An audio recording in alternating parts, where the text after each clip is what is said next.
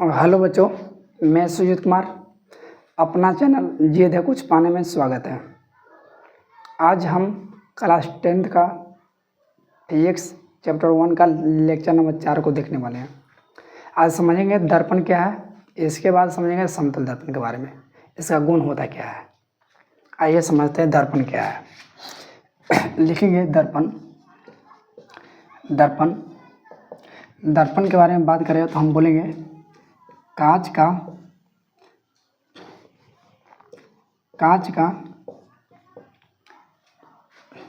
का एक ऐसा टुकड़ा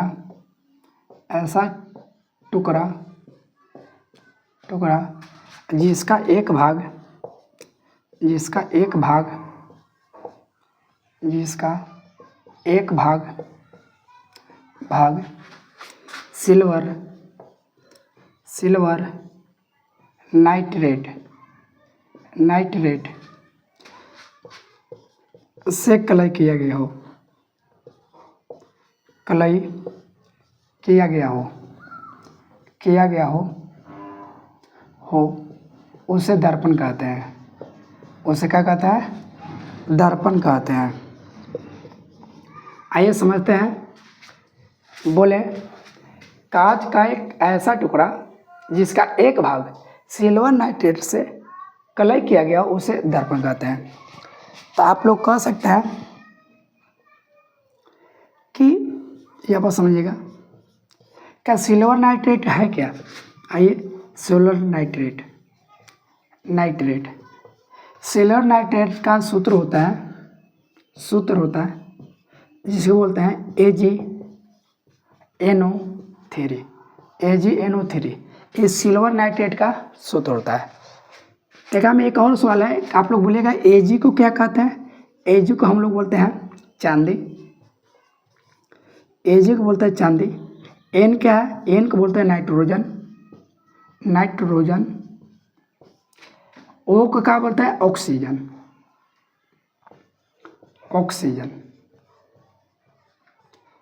अब रहा कलय करने के बाद आप कांच को देखोगे तो उस कांच अगर पेंट ना किया रहेगा तो आप चेहरा नहीं देख पाइएगा, आपको साफ नहीं दिखाई देगा।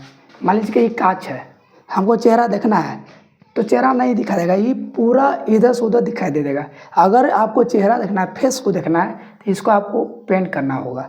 जो ये पेंट करेंगे यही होता है सिल्वर नाइट्रेट से हम पेंट करते हैं। जो हमारे ऐनक होता है वो तो सिंपल से पेंट किया रहता है। ठीक है, तो समझिएगा ध्यान से। हमने बोला सिल्वर नाइट्रेट का सूत्र होता है AgNO3। Ag क्या है? Ag को बोलते हैं चांदी। N क्या है? नाइट्रोजन। O क्या है? ऑक्सीजन। तो आप लोग एक और सवाल मन में आता होगा कि यहाँ पर तो O3 है, O3 का मतलब क्या होता है? आइए समझते हैं। O3 क्या है? O3 होता है ओजोन का सूत्र। किसका सूत्र होता है? ओजोन का सूत्र होता है। ओजोन का सूत्र क्या होता है? O3। यहाँ से क्वेश्चन पूछता है ओजोन का सूत्र होता है क्या? O3। फिर बोलेगा ओजोन के अणु में ऑक्सीजन की संख्या कितनी होती है? देखिए ऑक्सीजन यहाँ पर 3 है, यानी कि 3 होगा। आइए, ठीक है। अब समझेंगे समतल दर्पण के बारे में। समतल दर्पण के बारे में समझेंगे। समतल दर्पण में कैसा प्रतिबिंब बनता है, ठीक है। आइए, समतल दर्पण की बात बोलेगा, इस समतल दर्पण का फिगर होता है, ठीक है। इसका नीचे वाला भाग कलय किया रहेगा, चाहे ऐसे भी बना सकते हैं, मैंने समतल होना चाहिए, एकदम सीधा प्लेन है ना। प्लेन देखे है ना, एकदम सीधा प्लेन, मैदान को देखें पूरा प्लेन हो, वही समतल दर्पण में आएगा। आज जो कलय किया हो, जगह पर परिवर्तन हो सकता है।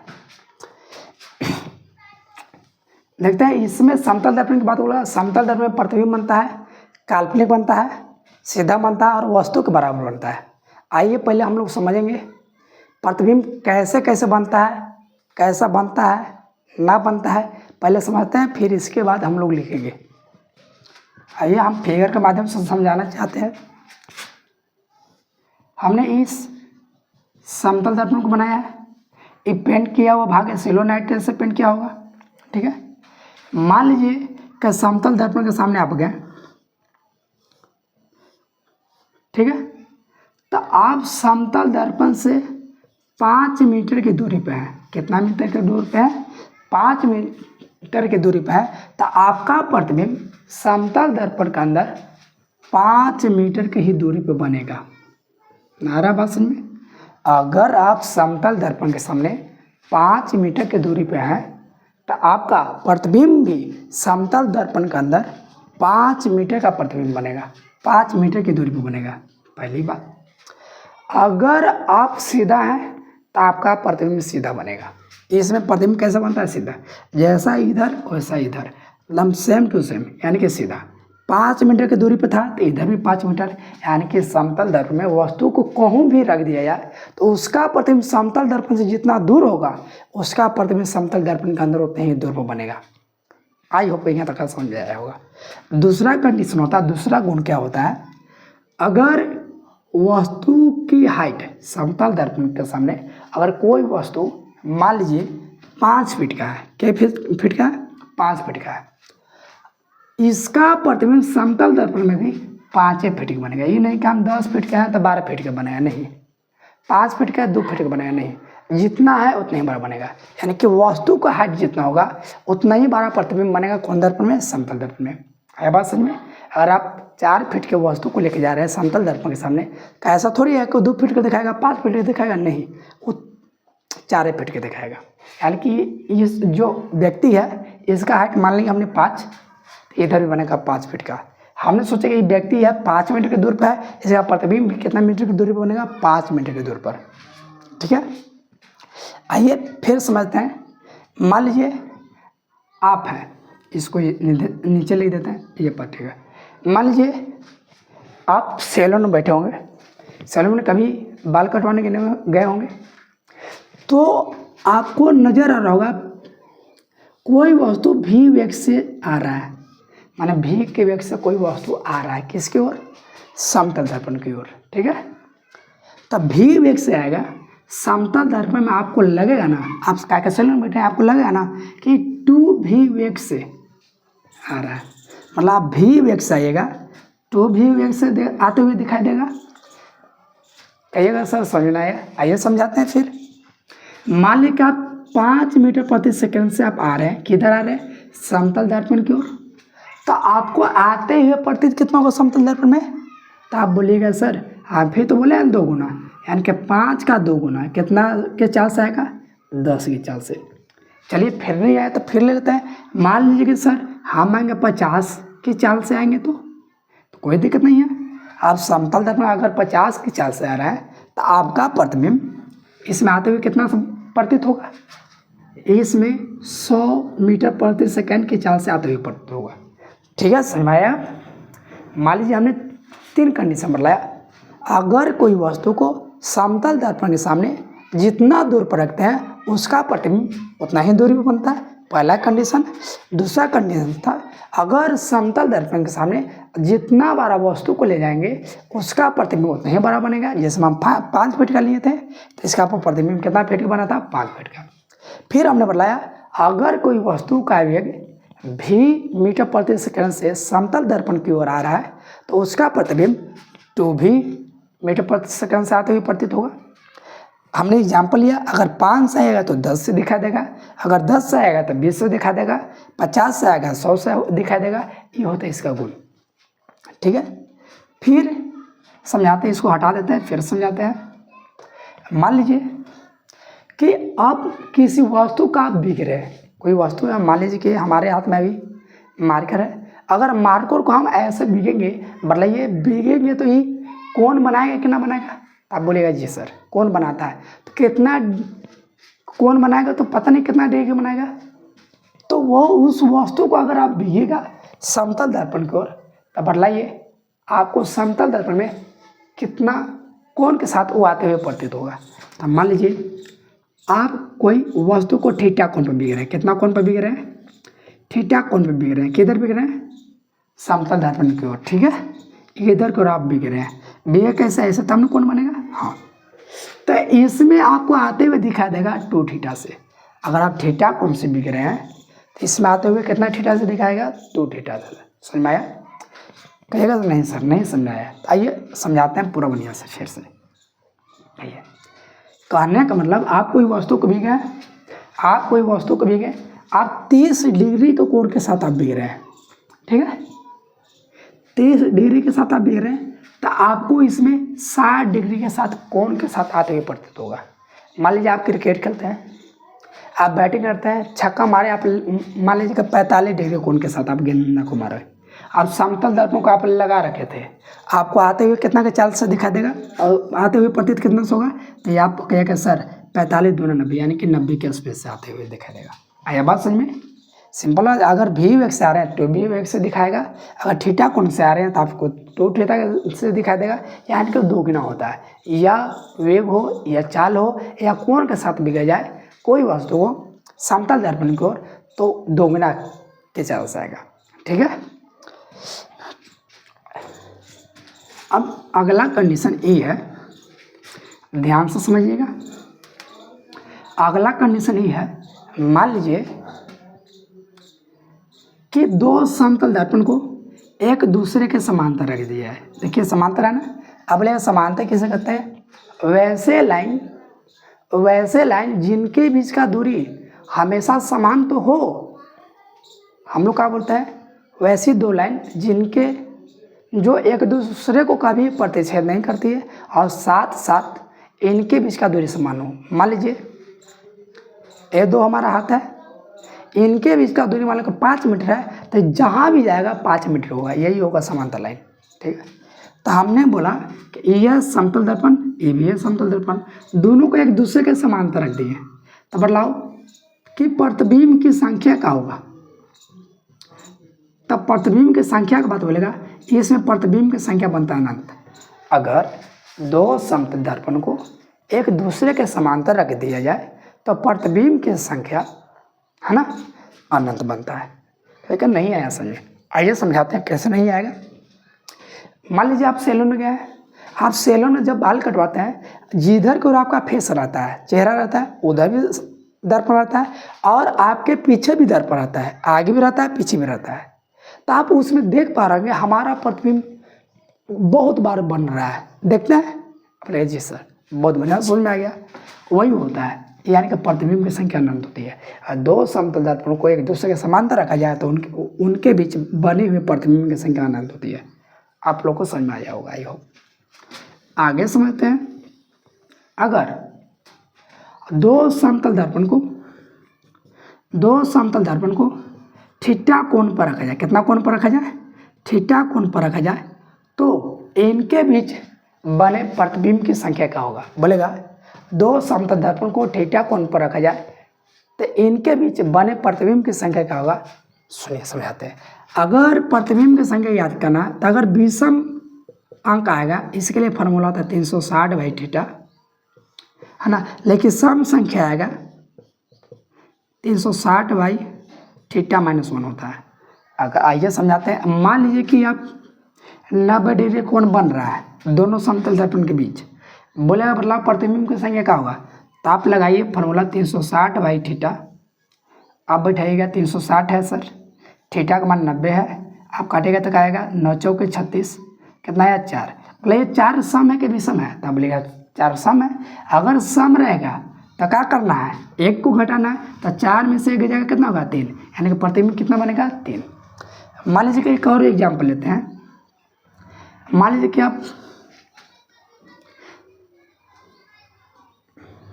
चलिए कितना ले लें, मान लीजिए कि आप 45 डिग्री ले लेते हैं, थीटा बराबर 45 डिग्री, ठीक है।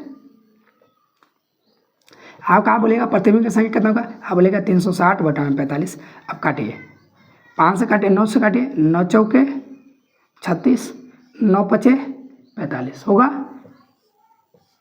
है ना। 8 पचे 40, क्या वो बना? 8 हुआ। लेकिन 8 को हम आंसर नहीं बोलेंगे, बोले ये 8 क्या है? सम का है कि विषम है? तब बोलेगा विषम है, सम है ना। तो सम रहता तो एक घटाते हैं, तो 8 में से जाएगा कितना होगा? 7, यानी कि प्रतिबिंब की संख्या कितना बनेगा? 7। अगर 2 समतल दर्पण के सामने अगर 45 डिग्री का कोण बन रहा है, उनके बीच प्रतिबिंब की संख्या कितना होगा? 7। आ रहा बात समझ में?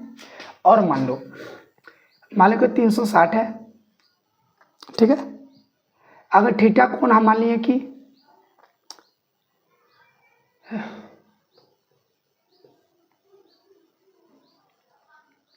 100 डिग्री है, 100 डिग्री नहीं मान लीजिए, मान लीजिए 15 डिग्री का कोण बन रहा है, ठीक है। अब काटिए 5 से, 5 से काट 3 से काटिए नहीं, 12 3 36, ये 5 बार में, फिर इसको काटिएगा, 5 दूना 10 है ना, फिर बचा कितना 2, 0 5 को 20 यानी 24 से प्रतिबिंब की संख्या क्या बना 24 को, नहीं एक 24 सम संख्या है तो एक घटाएंगे 23 को। आप लोग के यहाँ तक समझ में आया होगा। अगला कंडीशन बनता है, ध्यान से समझिएगा। एक कहता है, मान लीजिए समतल दर्पण है, बोलेगा समतल दर्पण की वक्राता त्रिज्या और फोकस दूरी क्या होती है। इसको वक्राता त्रिज्या हमको पता नहीं है कहाँ है, पता है ये नहीं है ना। फोकस दूरी को हम पता लगा सकते हैं, फोकस दूरी कहाँ है, वक्राता त्रिज्या का है, हमको पता नहीं है। अब अगर पता ना रहता हम लोग क्या बोलते हैं अनंत, क्या होता है अनंत। अगर आप सब पूछ देवे समतल दर्पण की फोकस दूरी क्या होती है तो अनंत होती है, अनंत होती है।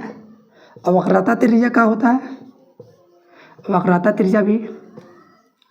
त्रिज्या भी अनंत होगा, हरा बात समझ में। लेकिन आप एक और कंडीशन जान रहे होंगे, क्या जानते हैं, आइए। आप कभी आपको पास ऐनक को घर के सबके घर में ऐनक रहता है समतल दर्पण। आप देखिएगा अगर आप इस हाथ को ये हाथ से आप बाल चीर रहे हैं, आपको ये हाथ दिखाते हुए दिखाई देता है, ठीक है।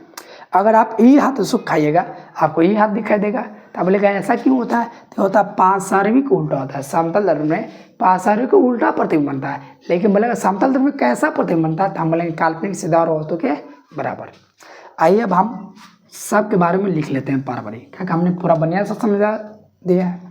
लिखते हैं समतल दर्पण, समतल दर्पण के गुण, पहला गुण क्या था, यदि वस्तु को समतल दर्पण के सामने, यदि वस्तु को समतल दर्पण के सामने जितना दूर पर रखा जाता है, जितना दूर पर रखा जाता है उसका प्रतिबिंब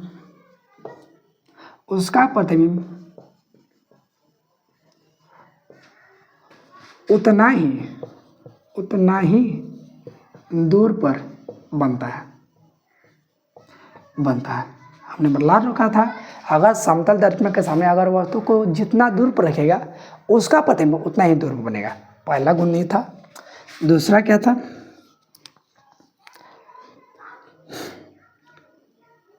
यदि कोई वस्तु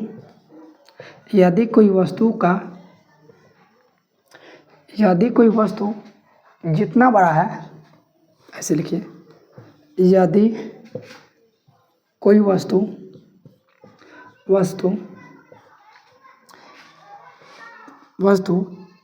का हाइट, का ऊंचाई जितना बड़ा रहता है उसका प्रतिबिंब उतना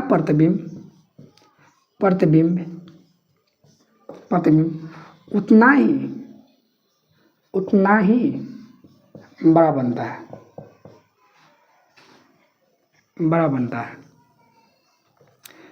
है, ठीक है। आइए तीसरा गुण के बारे में लिखते हैं। तीसरा गुण क्या है,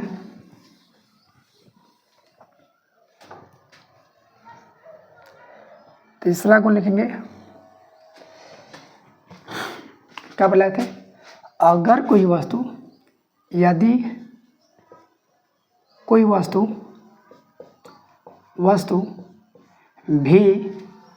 मीटर प्रति सेकेंड वेग, यदि कोई वस्तु v मीटर प्रति सेकेंड वेग से आ रही है तो समतल दर्पण में 2v मीटर प्रति सेकेंड की वेग से आती हुई प्रतीत होगी।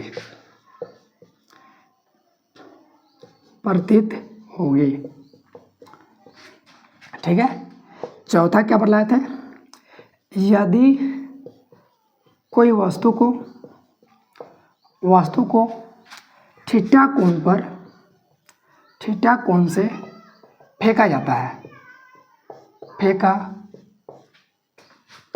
जाता है तो समतल दर्पण में 2 थीटा के साथ 2 थीटा कोण के साथ आते हुई प्रतीत होगी। ठीक है।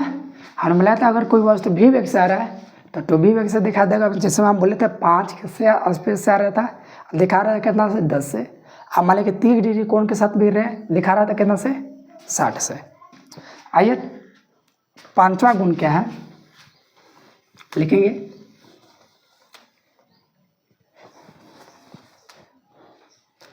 लिखेंगे 5वां गुण में है समतल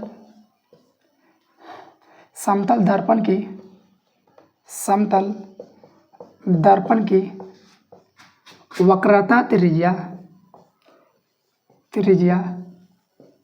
और फोकस दूरी अनंत होती है।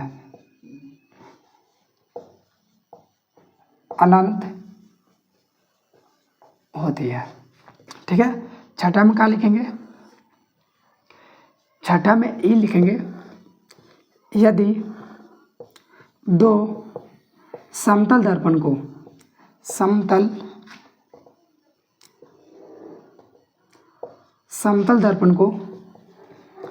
को एक दूसरे के सामने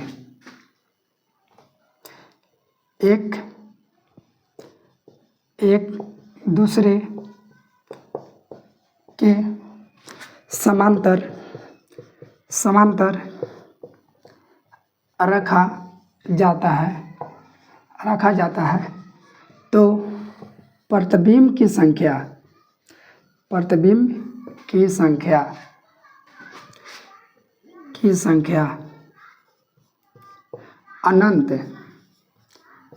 अनंत होती है। ठीक है। अगला 7वां गुण है, यदि 2 समतल दर्पण को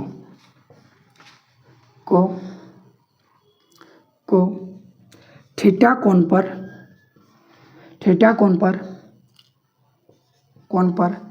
रखा जाता है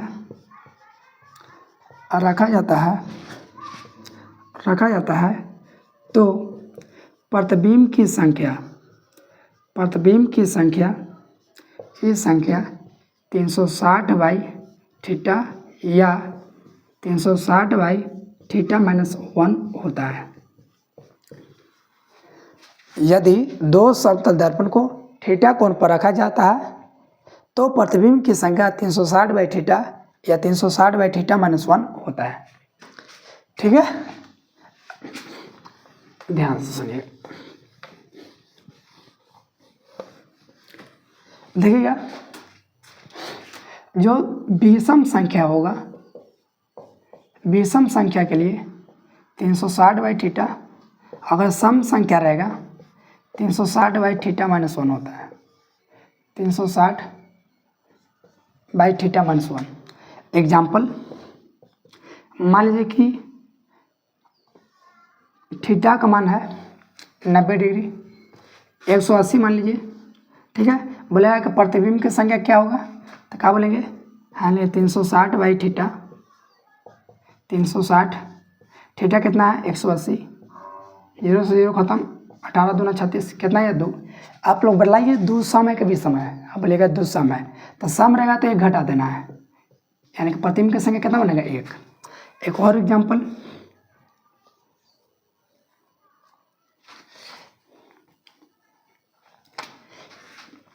देखिएगा, अगर थीटा का मान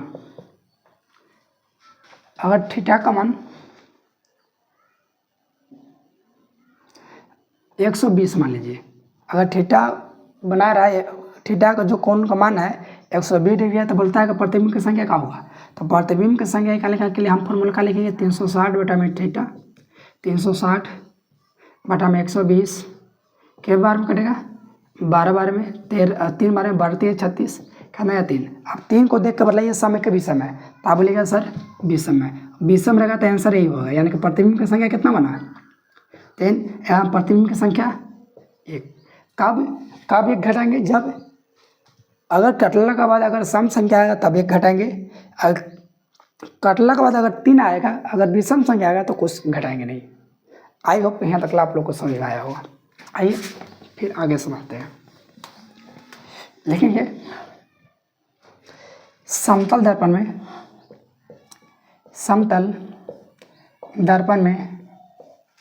प्रतिबिंब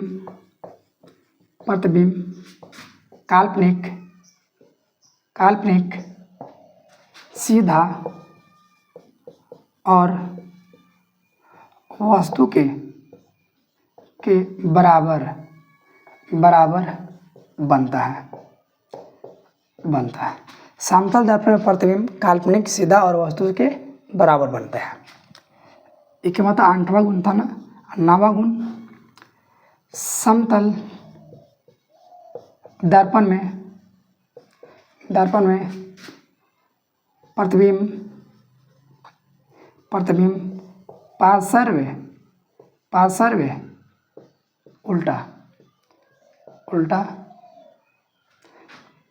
उल्टा बनता है। पार्श्व उल्टा बनने का दिखाएंगे, लेफ्ट हाथ को दिखाएगा राइट, ठीक है। अगर हम दायां को दिखाएंगे दिखाएगा बायां, अगर बायां को दिखाएंगे दिखाएगा दायां, ठीक है। आंसर है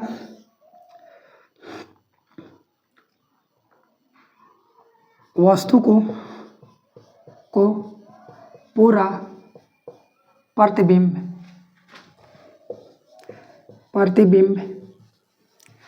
देखने के लिए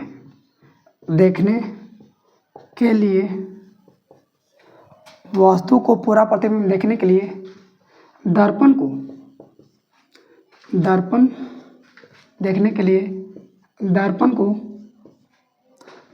को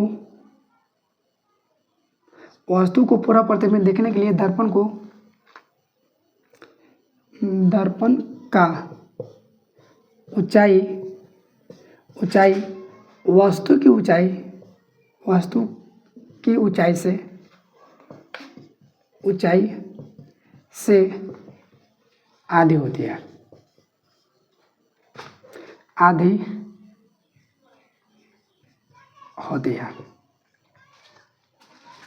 ठीक है। मान लीजिए समझा देते हैं, अगर वस्तु 5 फीट का है, आपका पूरा प्रतिबिंब देखना है समतल दर्पण में, तो वह जो प्रतिबिंब है, जो दर्पण है वो 2.5 फीट का होना चाहिए। मान लीजिए कि हम 6 फीट के हैं, 6 फीट के है नहीं, मान लीजिए मानने में कहा जाता है 6 फीट का है, तो हमको पूरा प्रतिबिंब देखने के लिए दर्पण को क्या होना चाहिए 3 फीट का, आधा होना चाहिए। हरा बात समझ में। तो समतल दर्पण का गुण के बारे में हमने पूरा बदला दिया, कैसे होता है ना होता है, शुरू से वीडियो को देखिएगा, समझ में बिल्कुल आएगा, ठीक है। आज के लिए इतना ही।